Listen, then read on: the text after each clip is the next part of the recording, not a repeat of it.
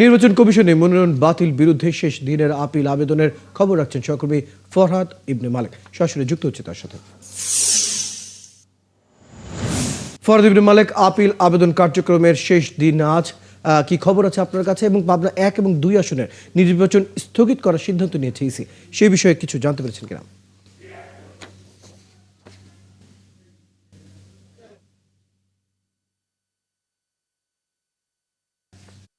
আমরা নির্বাচন কমিশন যেহেতু তাদের আপিলের একটা সময় দিয়েছে, এই সময়ের আজকে শেষ দিন। এই শেষ দিনে আপিল আবেদন চলছে, আপিল আবেদনে কাজকর্ম চলছে। যেহেতু আজকে শেষ দিন, গতকাল পর্যন্ত আমরা দেখেছি যে 700-র বেশি যেই এখানে প্রার্থী রয়েছিলেন যাদের আপিল বাতিল হয়েছিল, তারা আবেদন করেছেন গতকাল পর্যন্ত 469 জন। এই 469 জনের পর আজ আবার আপিলের আবেদন চলছে। আমরা সকাল থেকে দেখেছি একটা লম্বা ভালো লাইন রয়েছে, অনেক প্রার্থীরা এসেছেন যারা মনোনয়ন বাতিল হয়েছে। স্বতন্ত্র, দলীয় বা যারা রয়েছেন তারা সবাই এসেছেন। ছোট ছোট দল বা অনেকে বড় দল থেকে মনোনয়ন পেয়েছিলেন, যারা চেয়েছিলেন, যারা পাননি, তারাও মনোনয়ন ফর্ম তাদের বাতিল হয়েছে, তারাও এখানে এসেছেন।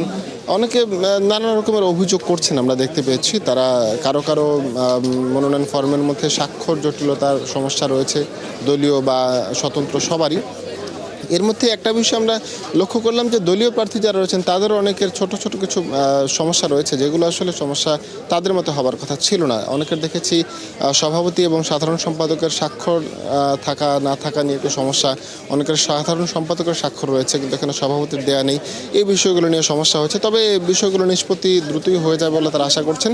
একটা বিষয় হচ্ছে নির্বাচন, যে এবার যেহেতু ছোট দলগুলো অনেক অভিযোগ করছে যে বড় দলগুলোকে সুযোগ দেওয়া হচ্ছে, সুবিধা দেওয়া হচ্ছে, এতে তারা নির্বাচন নিয়ে কতটা লেভেল প্লেইং ফিল্ড এখানে থাকবে বা নির্বাচনই কতটা স্বচ্ছ হবে, উৎসবমুখর হবে এবং সুষ্ঠু হবে, এটা নিয়ে তারা সন্দেহ প্রকাশ করছেন। এই সন্দেহের দোলাচলের মধ্যেই কিন্তু মনোনয়ন ফরম জমা দেওয়ার পর আজ আপিল করা হচ্ছে। আপিলের শুনানি আগামীকাল থেকে শুরু হবে, 18 তারিখ পর্যন্ত চলবে।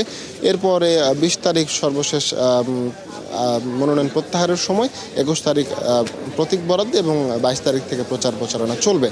একটা পরিস্থিতি চলছে, আগামীকাল জানা যাবে যে আসলে কারা আবার আপিলের পর তাদের প্রার্থিতা ফিরে পাচ্ছেন। ফয়সাল, ধন্যবাদ ফরহাদ ইবনে মালেক। আপনি খবর রাখতে থাকুন। দর্শক, আমাদের সাথে আমাদের সহকর্মী ফরহাদ ইবনে মালেক যুক্ত ছিলেন। নির্বাচন কমিশনে মনোনয়ন বাতিলের বিরুদ্ধে শেষ দিনের আপিল আবেদনের কার্যক্রম চলছে, সে বিষয়ে সর্বশেষ জানছিলাম তার কাছ থেকে।